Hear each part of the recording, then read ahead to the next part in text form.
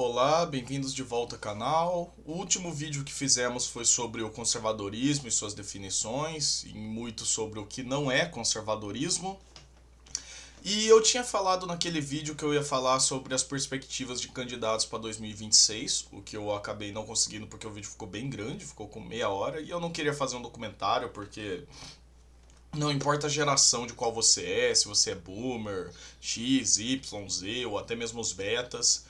Acho que atualmente ninguém consegue manter concentração tanta num vídeo assim tão grande por tanto tempo. Ainda mais que ele não tem nenhuma edição, só eu falando para uma câmera. Então, esse aqui agora é o outro vídeo que vai falar sobre os candidatos. Espero que ele consiga mais atenção do que o outro.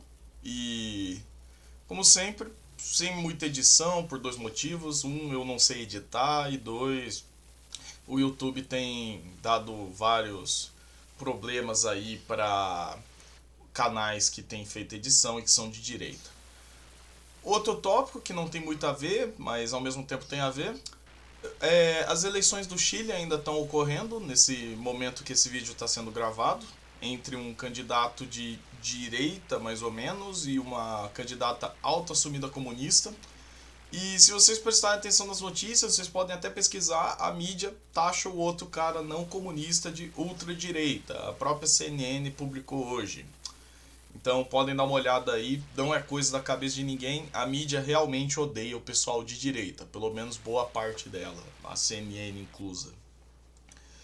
Então é isso. Se você é ligeiramente de esquerda moderada para a direita, você é um ultradireitista, você é quase um neonazi.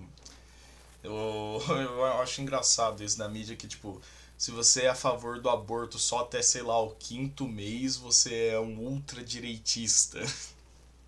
Se você é de direita, você nem é a favor do aborto, é. Que inclusive é uma das críticas a um dos candidatos que vai ser feita nesse vídeo. Ele postou alguns vídeos lá falando que ia desistir, alguma coisa assim. Eu não cheguei a ver os vídeos dele porque eu não quero dar view pro MBL. Mas eu vou falar como se ele ainda estivesse concorrendo, porque ele é um dos nomes que está sendo cotados. Mas começando pelo primeiro, que é o Flávio Bolsonaro.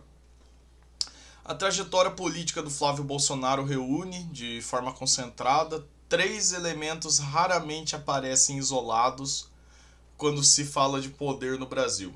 1. Ele é suspeito de recorrentemente usar o poder do Estado para usos privados. 2. Ele é consistentemente blindado pelo aparato jurídico institucional. E 3. A atuação parlamentar dele é mais voltada a se autoproteger e a proteger o sistema do que fazer alguma mudança real. Tanto que a única proposta do senhor Flávio Bolsonaro como para presidente da República, embora ele ainda esteja só na sua pré-candidatura, é soltar o pai dele da cadeia. E o pai dele vai ser solto uma hora. O Brasil é o Brasil. Nenhum criminoso aqui é punido de fato. As únicas pessoas que são punidas de fato no Brasil são os idosos do 8 de janeiro. Porque eu não sei se vocês viram, o Marcola foi solto. Sim, o líder de uma das maiores facções criminosas do Brasil foi solto. Acho que foi para poder abrir espaço na cadeia para caber mais idosos do 8 de janeiro. Sim, eu, só deixar bem claro, eu acho estúpido ter invadido o Planalto, foi uma ideia retardada, foi o golpe de Estado mais mal executado que eu já vi, inclusive as covardias do senhor Bolsonaro, do senhor Jair Messias Bolsonaro foram que causaram esses idosos serem presos. Mas eu acho realmente desnecessário o aparato estatal, que alega que as prisões estão superlotadas, utilizar tanto do seu esforço para prender idosos inofensivos, em troca de permitir que reincidências do 12º homicídio andem soltos por aí. Mas esse é um fenômeno que está acontecendo no Ocidente inteiro como um todo, né? O Ocidente inteiro como um todo tem demonstrado que as suas instituições amam criminosos e odeiam seus próprios cidadãos. Enfim, voltando ao senhor Flávio Bolsonaro, para não perder o fio, ele não é um desvio dentro do campo político que ele ocupa, mas sim um caso exemplar dele. Ele não tem nada de diferente, a única diferença dele para os irmãos dele é que ele é o mais quietinho deles.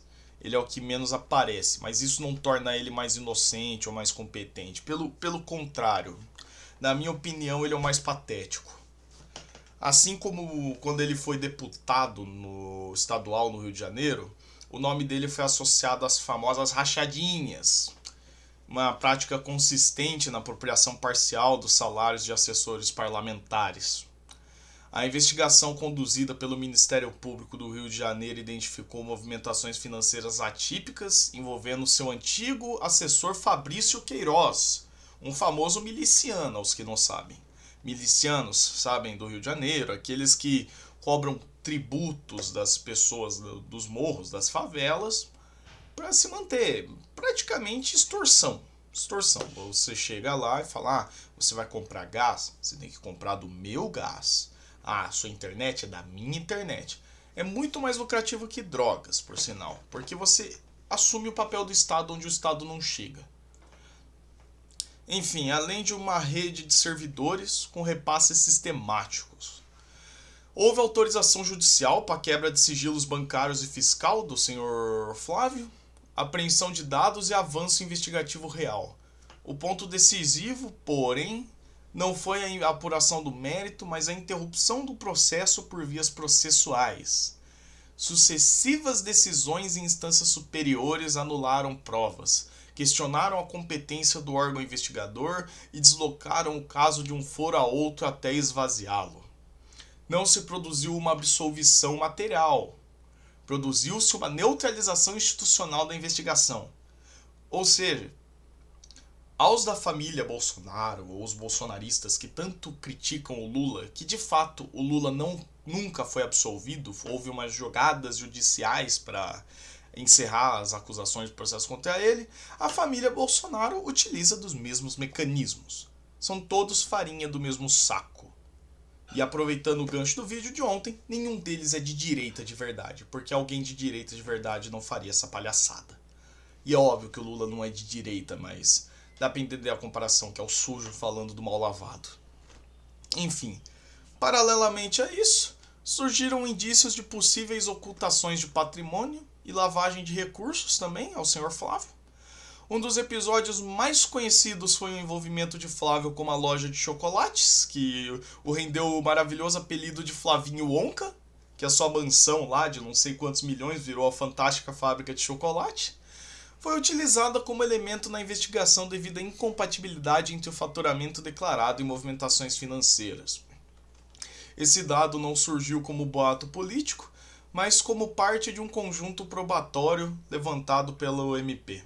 E reforçou uma hipótese já recorrente em escândalos brasileiros: o uso de atividades comerciais formais para dar aparência lícita a recursos de origem suspeita, também conhecido como empresas de fachada e lavagem de dinheiro. A isso se somam aquisições imobiliárias de alto valor, feitas em períodos nos quais sua renda declarada era objeto de questionamento público, compondo um quadro de inconsistência patrimonial que nunca chegou a ser plenamente analisado em juízo, justamente pelas nulidades processuais reconhecidas posteriormente. Estes episódios, por si só, já colocariam o Flávio Bolsonaro no campo do patrimonialismo clássico. O político que trata o cargo como extensão da esfera privada e utiliza o aparato estatal para a proteção pessoal. O aspecto mais revelador, no entanto, não está apenas na suspeita de corrupção, mas em sua atuação objetiva enquanto senador da República frente a propostas de controle institucional do judiciário. Não sei se vocês lembram, Em 2019, quando surgiram as primeiras iniciativas para a instalação da chamada CPI Lava Toga, foi destinado a investigar os abusos e irregularidades do Supremo Tribunal Federal e em cortes superiores, o Flávio se posicionou publicamente contra. Em vez de apoiar a abertura de um instrumento legítimo de fiscalização, ele declarou, não sei se vocês lembram dessa frase, a quem interessa uma CPI do judiciário, ou a quem interessa uma briga institucional, e fez com que todas as assinaturas do Senado fossem retiradas, para impedir a CPI da Lava Toga ou qualquer mecanismo de controle do judiciário. Ele alegou que, por ser filho do presidente, sua assinatura poderia representar um conflito institucional. Na prática, foi um gesto inequívoco de proteção ao status quo judicial. que no fim foi um tiro contra a culatra. Eu vou dizer uma coisa que é opinião minha, né? Eu tenho que dizer que é opinião minha, porque eu também não quero ser o próximo aí pra... É a Papuda, o presídio? Não lembro o nome.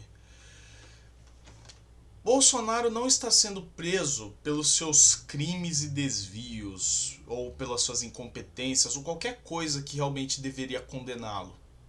O Bolsonaro está sendo preso por ter sido contra o Lula.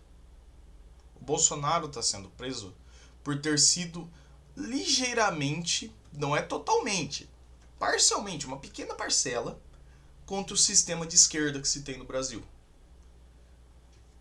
Sim, na minha opinião, há uma perseguição à política de direita no Brasil. Você pode pesquisar casos isolados, eu poderia explicá-los agora, mas senão esse vídeo vai ficar enorme, porque já deu 10 minutos e eu nem terminei de falar do Flávio Bolsonaro ainda.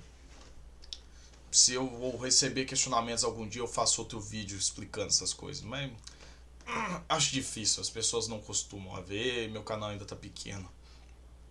Enfim, esse posicionamento não foi episódico. Em diferentes momentos o Flávio Bolsonaro atuou direta e indiretamente para esfriar iniciativas de responsabilização do judiciário, seja recusando apoio político ou utilizando mecanismos regimentais para adiar deliberações, seja respaldando pareceres internos que recomendavam cautela extrema ao Senado diante de denúncias contra ministros do STF. O padrão é claro. O discurso crítico ao ativismo judicial nunca se converteu em ação institucional consistente quando havia custo político real envolvido. Ao contrário, prevaleceu a lógica da acomodação e da autopreservação.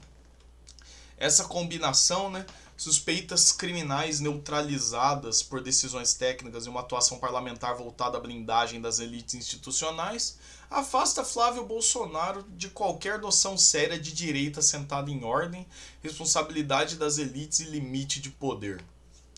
O comportamento dele se encaixa perfeitamente na tradição brasileira que autores clássicos identificariam como patrimonialista.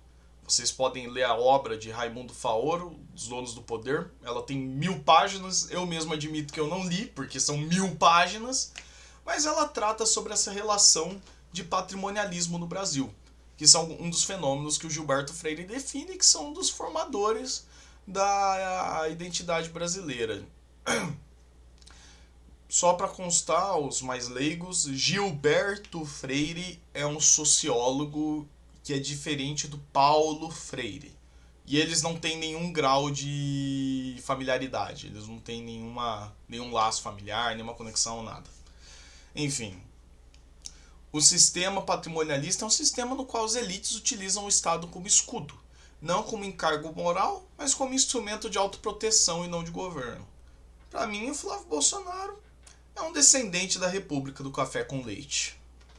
Nesse sentido, o Flávio não é uma exceção nem uma vítima de perseguição política, principalmente porque caso ele seja, é culpa das próprias ações dele. E ele é a expressão lógica de um modelo de poder que critica o sistema apenas quando está fora dele, mas passa a defendê-lo silenciosamente quando ele depende para se proteger.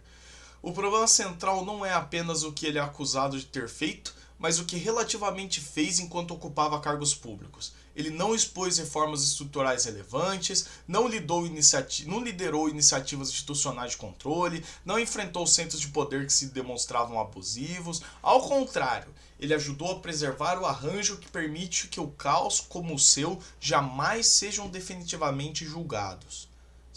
Os políticos sempre vão blindar uns aos outros e no máximo uma chapa de pseudo-direita e de centrão e de esquerda vão ficar tentando cancelar uma outra. Eu não vou nem chamar de perseguição esse ponto, é cancelamento.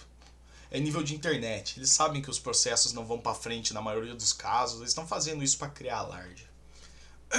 Igual o MBL, que vai ser um dos citados nesse vídeo, especificamente o senhor Renan Santos, que fizeram todo esse ativismo militante por uma lei anti-Oruan, mas no fim não conseguiram impor nenhuma restrição às apologias ao crime no Brasil. Pelo contrário, deixaram o senhor Oruan, filho do Marcinho VP, mais famoso. Esses conjuntos de fatos, investigações vazias, patrimônio incompatível, resistência à fiscalização do judiciário, atuação legislativa inócua, formam um quadro coeso. Não se trata de opinião, nem de antipatia pessoal, nem de disputa retórica. É um histórico documentado que revela um tipo de elite política que vive da crítica simbólica ao sistema enquanto depende materialmente dele. Flávio Bolsonaro, nesse sentido, não representa uma alternativa nem uma renovação. Representa a continuidade de um modelo que corrói a credibilidade das instituições e confirma na prática tudo aquilo que uma direita séria deveria combater. Agora entramos no outro quadro, que é o senhor Luiz Inácio Lula da Silva. Eu não vou focar em falar dos escândalos de corrupção dele, porque senão esse vídeo ia ter umas 10 horas ou alguma coisa assim. Então vamos nos resumir aos projetos de governo de Lula e o que ele alega ter feito, e refutar qualquer resultado positivo que ele clama para si. O Lula não precisa ser apresentado como um personagem ideológico de direita ou de esquerda. Ele é há décadas a figura central de um modelo político específico no Brasil, baseado em conciliação entre elites, uso extensivo do Estado e como ferramenta política e dependência de um judiciário disposto a relativizar regras quando o custo institucional se torna alto demais. A corrupção associada a Lula não é um elemento acidental da sua trajetória, ela é estrutural, documentada e amplamente reconhecida, ainda que neutralizada por decisões judiciais posteriores. As condenações no âmbito da Operação Lava Jato, ainda que anuladas por questões processuais de competência, nunca foram refutadas no método probatório. O próprio Supremo Tribunal Federal deixou claro que os atos processuais foram invalidados por vício de forma, e não por inexistência de fatos ou provas. Esse detalhe é central. Não se trata de absolvição moral ou factual, mas de reconfiguração institucional para impedir o julgamento final. Relembrando a fala que eu gosto de citar do José Dirceu, do último vídeo, nós vamos tomar o poder, que é diferente de ganhar as eleições. Esse mesmo judiciário que anulou condenações, reestabeleceu direitos políticos e viabilizou sua eleição, passou a atuar como parceiro estrutural do governo, seja por meio de decisões favoráveis em temas sensíveis, seja pela contenção de mecanismos de controle político. A relação entre o Executivo e o Supremo, longe de ser um conflito real, caracteriza-se por simbiose. O Judiciário garante estabilidade política ao governo, enquanto o governo evita qualquer reforma institucional séria que limita o poder da Corte. Trata-se de um pacto de autopreservação e não de equilíbrio republicano. Retomando o que eu falei no último bloco, Flávio Bolsonaro disse a quem interessa uma briga institucional, mas a briga institucional veio de qualquer forma, porque o judiciário assumiu para si papéis de legislação, decidindo o que pode ser ou não legislado, e tomando para si o papel de legislador de leis. Então há aí um conflito entre a Câmara Legislativa, a Judiciária e a Executiva, sendo que elas ambas estão divididas entre esquerda e direita, a pseudo-direita, para ser mais específico, e elas estão brigando entre si como se fosse um ostracismo espartano. E no meio estamos nós, cidadãos brasileiros, que vamos apanhar tomando imposto na bunda. E é claro, vamos ser oprimidos cada dia mais por posts em redes sociais, enquanto traficantes, assassinos e estupradores se divertem nas ruas como playgrounds e são inocentados diversas vezes. Já no plano econômico, o discurso oficial do governo Lula sustenta que o país vive um momento de recuperação, com crescimento e queda do desemprego e melhora de condições sociais. Uma análise minimamente rigorosa dos dados, porém, mostra um quadro muito menos favorável. Antes de eu entrar nos detalhes técnicos, você pode fazer algumas análises mais simples. Você pode ver que o preço da caixa de bombom voou como um foguete pro alto. E você pode também analisar que desde que o governo Lula assumiu, depois do boom das commodities, houve uma grande queda da economia seguida por períodos de crise, onde ele acusa, óbvio, de ser sempre culpa do governo de governos que não o dele, mas ele também não apresenta nada para resolver os problemas que ele mesmo causou e coloca nas costas dos outros. embora sim o Bolsonaro tenha participações na destruição econômica do Brasil. O produto interno bruto brasileiro tem apresentado crescimento fraco e errático. Após um desempenho melhor em 2023 e para 2024, os indicadores mais recentes apontam desaceleração acentuada na atividade econômica, com crescimentos trimestrais próximos de zero em alguns períodos, conforme dados do IBGE e do IBC-BR, índice calculado pelo Banco Central para medir a atividade econômica. Isso indica uma economia sem fôlego estrutural, dependente de estímulos temporários e vulnerável a qualquer choque interno ou externo.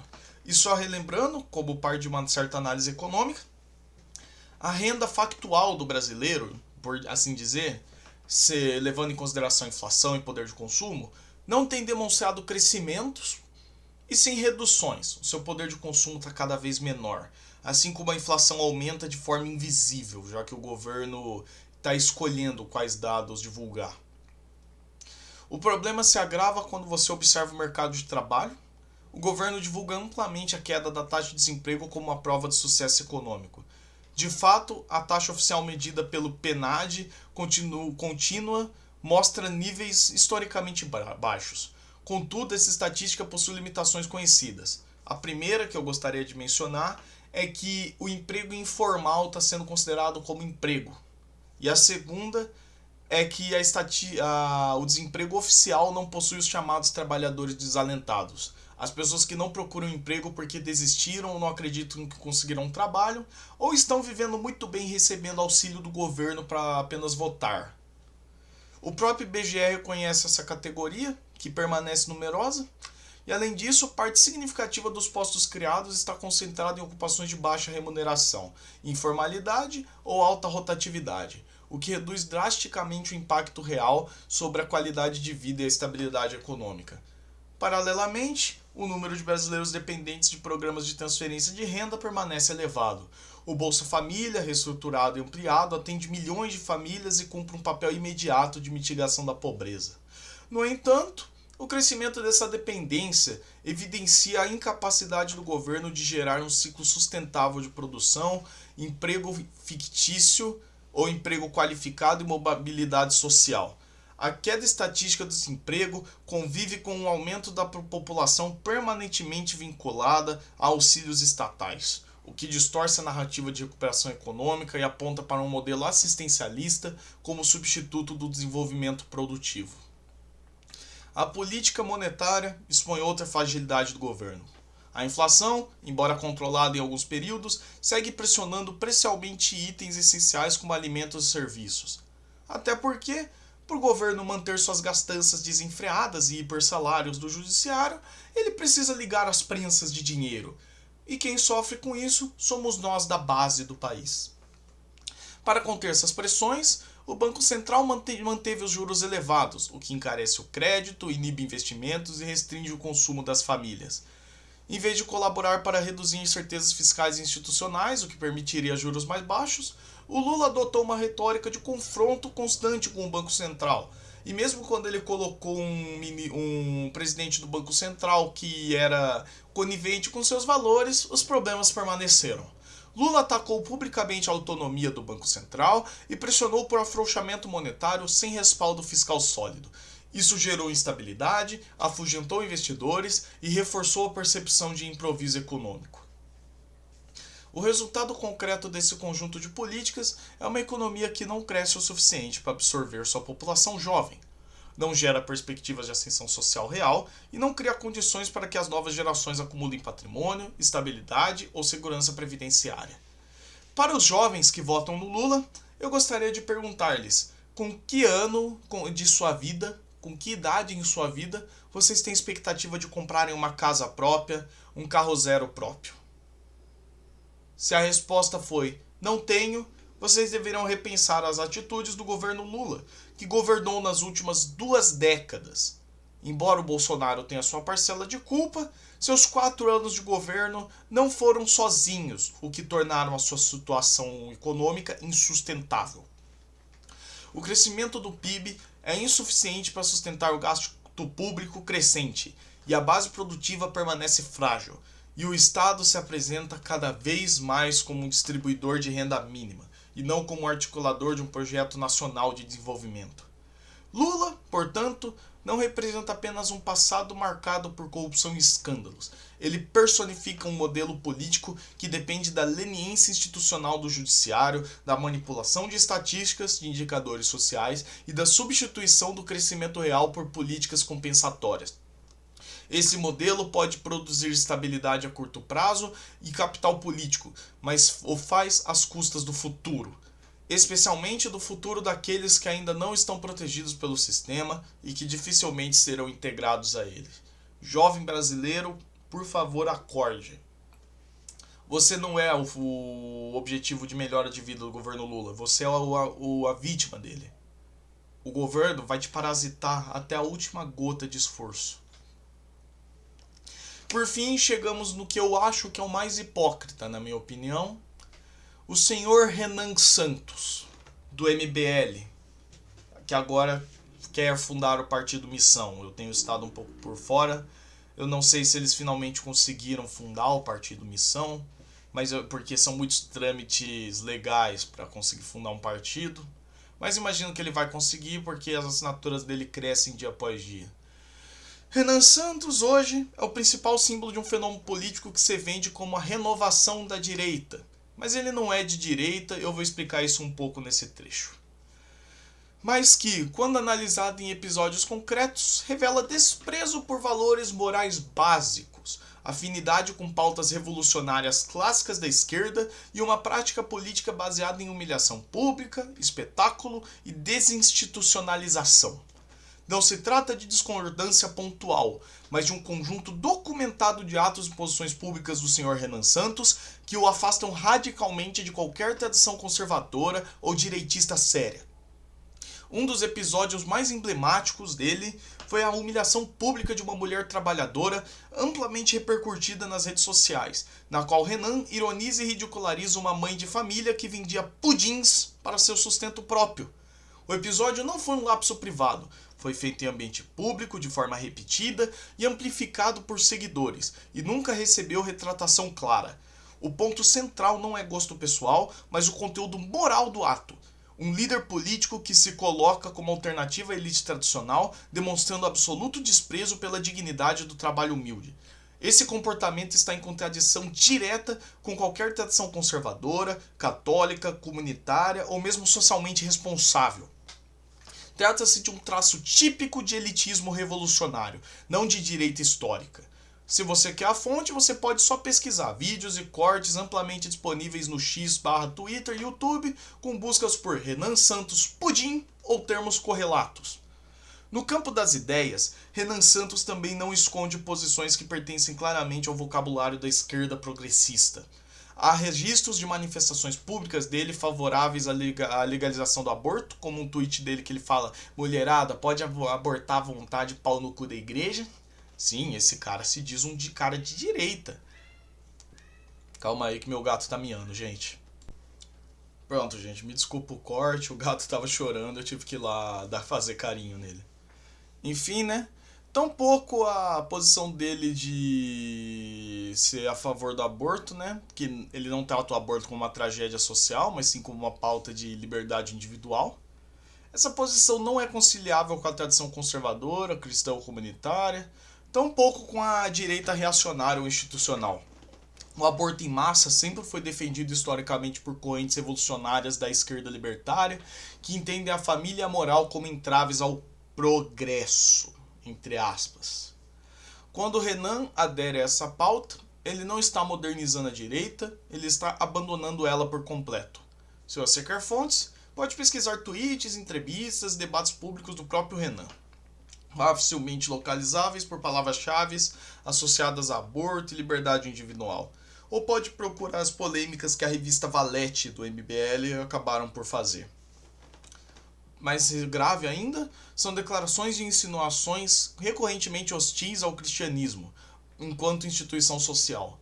Renan já defendeu, em tom irônico ou provocativo, a necessidade de superar ou extinguir a influência institucional na igreja e na sociedade, posição que ecoa diretamente o anticlericalismo clássico da Revolução Francesa e do comunismo do século XX, e do progressismo contemporâneo, famosamente conhecido como cultura woke. Não existe direita histórica sem algum grau de reconhecimento do papel civilizacional da Igreja cristã, seja em Burke, De Maistre, Donoso Cortés ou mesmo nos Estados Nacionais Europeus. Defender a abolição ou marginalização da Igreja não é liberalismo, é revolucionarismo anticristão. Fontes, publicações e falas públicas do próprio Renan registradas em redes sociais e lives. O episódio mais recente e talvez mais revelador foi Renan Santos se vestindo de Mussolini, que ficou conhecido por alguns como Bucholini devido aos enchimentos que ele botou na roupa, em tom de provocação estética. O gesto foi amplamente ridicularizado não apenas por adversários, mas por qualquer observador minimamente sério. A comparação é intelectualmente vazia e historicamente ignorante. Mussolini, independentemente do juízo moral que se faça sobre o fascismo, foi um chefe de Estado com projeto, base institucional, disciplina organizacional e capacidade real de mobilização nacional. Ele firmou o Tratado de Latrão em 1929, reconciliando o Estado italiano com a Igreja Católica, restaurou a soberania do Vaticano e estabilizou uma Itália que vinha de um caos político da crise pós-guerra. Seus camisas negras, goste-se ou não deles, eram uma milícia organizada, hierarquizada e disciplinada, integrada ao projeto estatal. Comparar isso a um movimento digital desorganizado, baseado em likes, provocações e campanhas improvisadas como o MBL, não é ousadia política, é auto-humilhação histórica. E o Mussolini também nunca gastou 40 mil reais em caixas de papelão para os camisas negras. Enfim, o MBL sobre o Renan Santos não construiu ordem, não construiu instituições, não construiu elite dirigente, nem projeto nacional. Ele só construiu engajamento momentâneo, destruição retórica e alianças oportunistas. A isso se somam relações politicamente comprometedoras com atores econômicos posteriormente investigados, como no caso da Refit, a refinaria de Manguinhos, onde a presença de integrantes do MBL em eventos patrocinados e a posterior remoção de postagens levaram questionamentos legítimos sobre a independência e o financiamento. Mais uma vez, não se trata de sentença penal, mas de padrão político. Proximidade com poder econômico, seguido de recuo silencioso quando há escrutínio público. Somando tudo isso, humilhação pública de trabalhador humilde, defesa de pautas morais progressistas, hostilidade à igreja, estetização vazia de figuras autoritárias que ele não compreende e relações ambíguas com interesses empresariais, fica evidente que Renan Santos não representa uma direita falha, mas uma não-direita. Ele encarna o tipo de militante revolucionário que despreza tradição, moral, religião e hierarquia, substituindo tudo isso por provocação constante, espetáculo e culto à própria imagem. O problema do MBL de Renan Santos, portanto, não é excesso de radicalismo de direita. É o oposto. A ausência completa de fundamentos civilizacionais. Não há conservadorismo, não há reação moral, não há respeito institucional, há apenas uma caricatura barulhenta que destrói sem construir e que ironicamente termina servindo aos mesmos processos de dissolução social que diz combater. O cenário que se desenha para as eleições de 2026 é objetivamente desfavorável. Lula e a sua coalizão de esquerda avançam com relativa coesão, os partidos de esquerda, centros fisiológicos, setores do judiciário e parte significativa da burocracia estatal cooperam como um bloco estável. A esquerda é decidida, eles vão votar no Lula como presidente. A esquerda brasileira compreendeu que ao longo das últimas décadas que divergências internas são secundárias quando o objetivo maior é a manutenção e a expansão do poder. Por isso, fecha fileiras em torno de Lula, independentemente de desgaste moral, econômico ou institucional. Do outro lado, a direita brasileira segue fragmentada, personalista e excessivamente dependente de indignação em redes sociais. Postar memes não vai mudar o país. E você ainda abre margem para o STF te censurar uma hora. As alternativas eleitorais que tendem a seguir em 2026, candidatos periféricos, figuras digitais recicladas, nomes de legenda sem base orgânica ou projeto nacional, não alteram o quadro estrutural. São atores de baixa densidade política, incapazes de formar maioria, estruturar coalizões ou resistir ao sistema. Funcionam como válvula de escape emocional do eleitor indignado, mas não como forças reais de poder. Enquanto isso, Lula não governa sozinho ou isoladamente. Governa com partidos fechados, instituições alinhadas e um aparato político que sabe preservar seus interesses. O problema central da direita brasileira não é a falta de discurso nem a de consciência dos riscos. É a incapacidade de organização e de unificação estratégica. A direita confunde política com manifestação simbólica, engajamento digital e indignação moral. Quando a direita demonstra que nenhum processo evolucionário ou contra-evolucionário foi enfrentado com sucesso apenas por reação espontânea, o poder não é derrotado com opinião, ele é derrotado com ações. A experiência histórica confirma isso de forma inequívoca.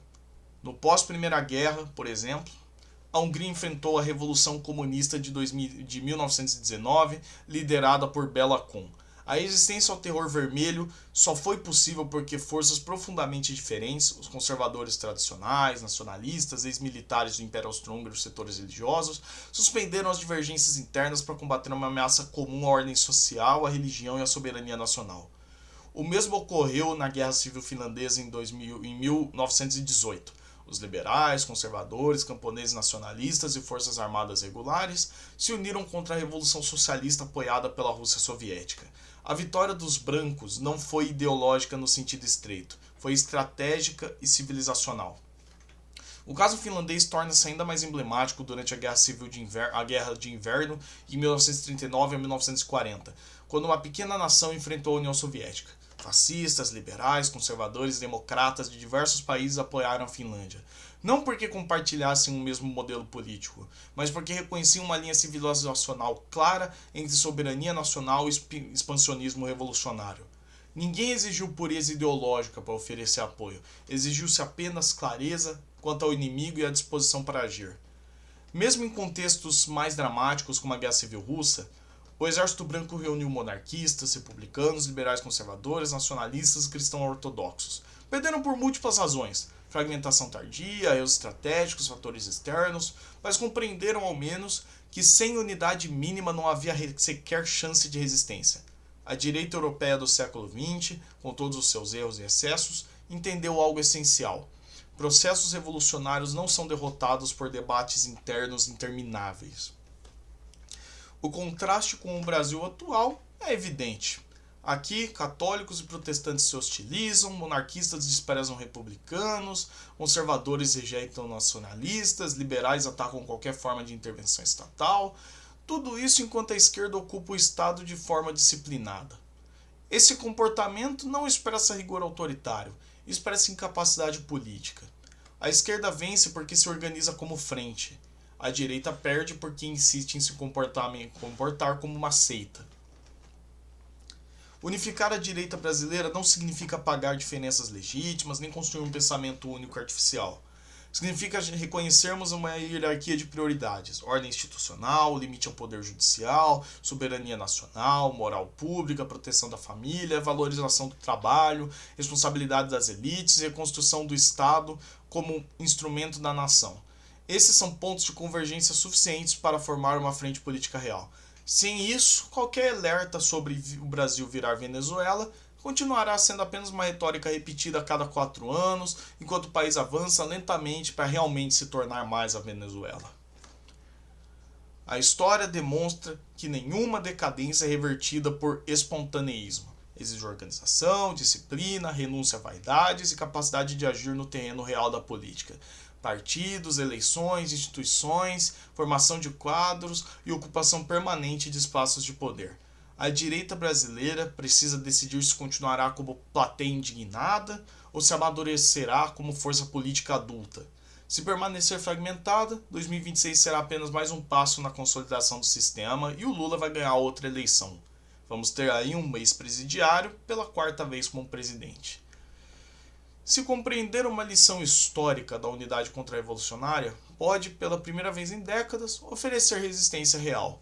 Não se trata de culto a líderes nem de romantização do passado, mas de aprendizado histórico. Sem unidade, não teremos vitória. Sem organização, não teremos futuro. A escolha não é moral nem emocional, é estratégica.